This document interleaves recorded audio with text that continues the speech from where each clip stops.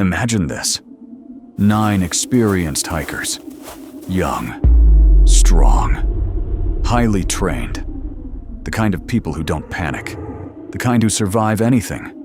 They step into the frozen wilderness, fully prepared, fully equipped, ready to conquer one of the harshest environments on Earth. But what they encountered out there was something they were never trained for. And then, it happened. Something so terrifying, they didn't even use the door. They cut their way out and ran into the freezing darkness. Barefoot. No jackets, no gear. Nothing but fear. Some of them froze to death. Others were found with crushed ribs, broken skulls, and one was missing her tongue. This is not a horror story. This is not imagination or fiction. This really happened in a place called Dyatlov Pass. And even today, no one truly knows why. It was January 1959, deep inside the Soviet Union, far beyond cities, beyond roads, beyond the reach of help. A team of 9 hikers prepared for a journey few would dare to take. The Ural Mountains, a place of endless snow, violent winds, and deadly silence. Their leader, Igor Dyatlov, just 23 years old, but already known for his discipline, his intelligence, his ability to survive where others couldn't. People trusted him. They followed him because he had never failed before. Each member of the group was highly trained. They'd faced brutal winters, crossed dangerous terrain, and endured conditions that would break most people. They weren't amateurs. They were among the best. Their goal seemed simple: complete a challenging winter expedition and earn the highest certification in Soviet hiking. For them, this was more than a trip. It was a test of strength, of endurance, of control. And they believed they were ready for anything the mountain could throw at them. But their destination had a name that now feels like a warning. Kholat Shachel. In the language of the local Mansi people, it means the mountain of the dead. At the time, they didn't think much of it. To them, it was just another peak, another challenge to conquer. They laughed. They took photos. They moved forward, step by step, into the frozen unknown. But the mountain wasn't just another challenge. It was waiting, watching, silent, cold, unforgiving. And somewhere between the howling wind and the endless snow, something was about to go terribly wrong. Because within days, this experienced team, this disciplined group, would be pushed into a situation so terrifying, so unexplainable, that everything they knew about survival would stop mattering.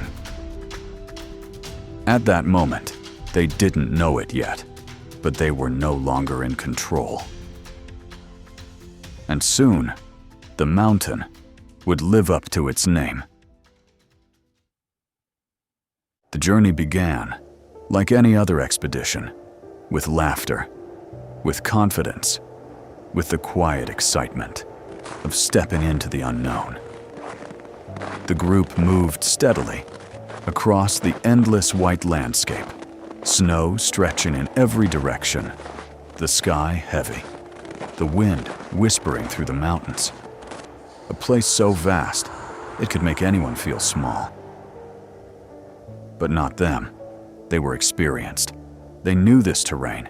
They trusted each other. And most importantly, they trusted their leader. They joked as they walked, shared stories, captured moments on camera, smiling faces, frozen in time. Moments that, today, feel haunting. Because those photos would be the last traces of their normal lives.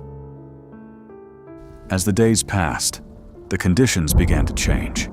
The wind grew stronger, the temperature dropped further. The snow became heavier. Each step forward required more effort, more focus, more control. This was no longer just a journey. It was a test. At one point, one of the hikers began to feel unwell, his body unable to keep up with the conditions, so he made a decision.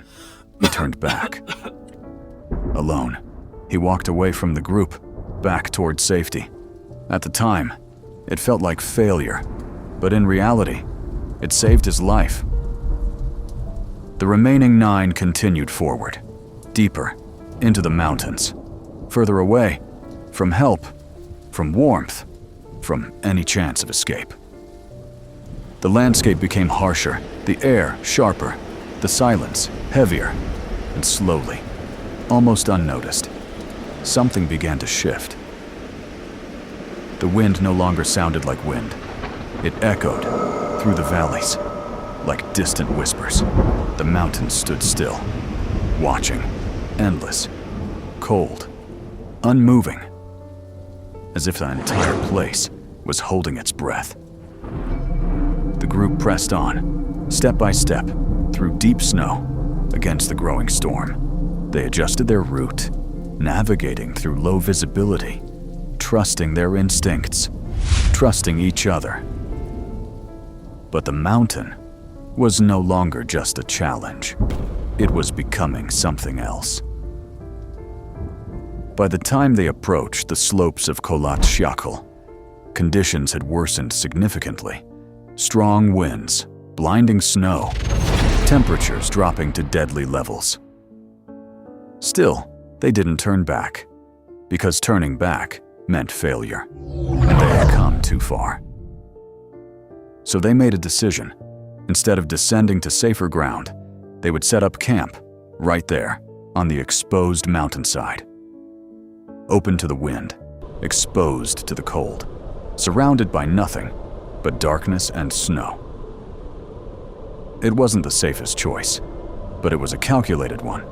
At least, that's what they believed. As night fell, the temperature dropped even further. The wind grew louder, the darkness deeper. Inside the tent, the group settled in. They ate, they rested, they wrote their final notes. Everything seemed under control. But outside, something was changing. Something they couldn't see. Something they couldn't hear. Something they were not prepared for. And within hours, this calm and controlled journey would turn into one of the most terrifying mysteries in history. The date, February 1st, 1959. By now, the group had reached the slopes of Kholat Syakhl. The wind was stronger here, sharper, colder. It howled across the open mountainside, cutting through everything in its path. They were exposed. No trees, no shelter, just endless snow and darkness closing in. At this point, they had a choice: descend to safer ground below, or stay and set up camp right there on the slope. They chose to stay. Maybe they didn't want to lose progress. Maybe they believed they could handle it. After all, they had faced worse before. So they began to dig into the snow, carving out a space for their tent. Their movements were precise, practiced, controlled. This was routine for them. The tent was set, anchored against the wind, partially buried to protect against the cold. Inside, it was cramped, but safer than the outside. They removed their heavy boots, their outer layers, settling into the small space together, sharing warmth, sharing silence. They ate their last meal, simple food, nothing unusual. Some of them wrote in their journals, not knowing these would be their final entries.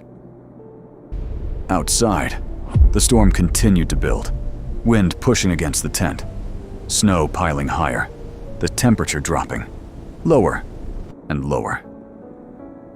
Inside, everything seemed normal, but then something changed. We don't know what they heard. We don't know what they saw.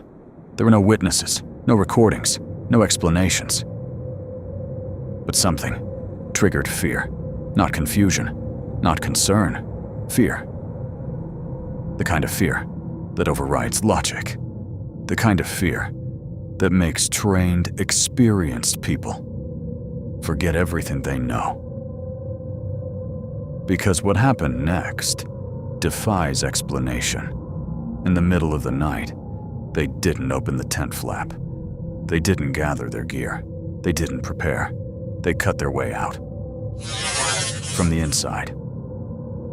The fabric sliced open in multiple places, as if seconds mattered, as if staying inside was more dangerous than stepping outside. And then they ran, out into the darkness, into the freezing storm. Barefoot, without jackets, without protection, leaving behind everything that could have saved them. No hesitation, no plan, no turning back, just movement, fast, desperate, silent. Something had terrified them enough to abandon safety in one of the coldest environments on Earth. And whatever it was, it didn't stop at the tent. That night, on that mountain, something happened that 9 experienced hikers could not survive.